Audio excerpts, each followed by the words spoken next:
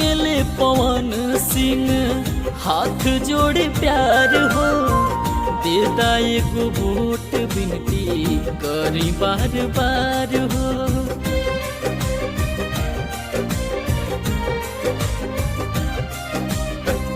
मांगले पवन सिंह हाथ जोड़े प्यार हो, देदा एगो वोट विनती करी बार बार हो। जसवंत सहटी करे घूम के प्रचार हो, संसद भवन में जाके दिहे सुविचार हो। हाँ होई विकास गोलगांव विशेष राज्य से लड़ताड़े भैया चुनाव हो।